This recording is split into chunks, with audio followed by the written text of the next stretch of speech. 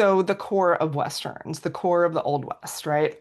I think most people today understand it was a time of destruction, massacres, especially of indigenous groups that were minimized, for a long time in history. A lot of historic accounts were whitewashed. I think most people get that now. At the same time, the Old West mythos defined and shaped American culture, influences our thinking and identity even today, right? The individualism and some of those components that were on the previous slide. But by re-examining the Old West mythos through the lens of speculative fiction in particular, we can tell more complex and complete stories of this pivotal historical period. And for me as a writer, that really appeals to me. It was also an incredibly diverse time, which was not really covered in history class traditionally, right? There were cultures melding, clashing. There were Irish and Chinese workers on railroads, Black and Mexican cowboys, people from literally every country were in the Old West. But sometimes you could not tell that, right? Watching a Western movie. But now the genre, as I mentioned, has evolved with really diverse storytelling, and it's a great time for us as individuals and collectively to tell new stories of the Old West.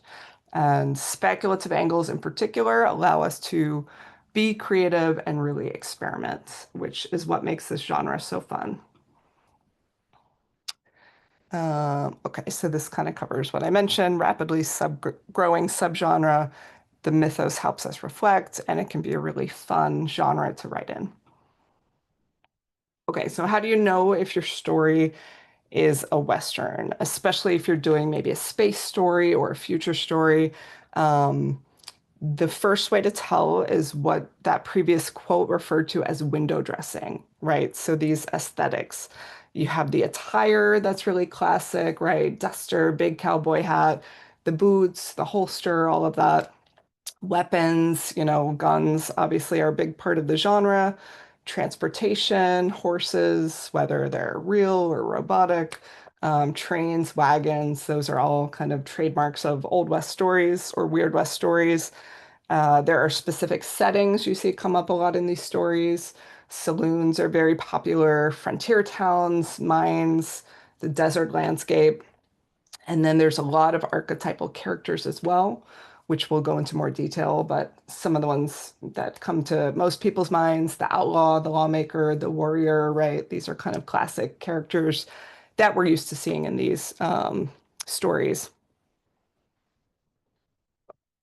But then beyond the window dressing, there's the heart of the story, right? The core, the vibes, right? Like what is your story about? Does it have some of these elements that are in an Old West? It can be contradictory, for example. It can have that sense of frontier where it's maybe lonely but exciting. You're exploring. There's a sense of adventure, but also despair.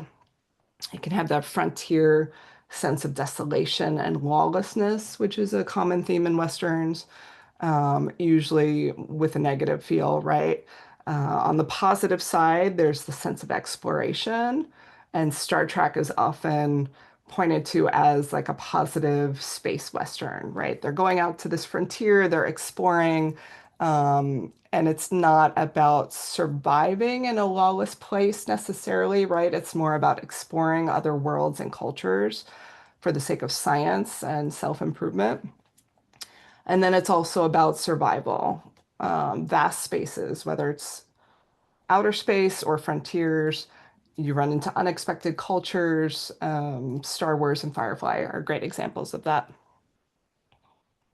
So those are two ways if you're not sure if your story is a Western, right? Look at the window dressing, the aesthetics, but also look at the core of your story and see if it falls into one of these buckets.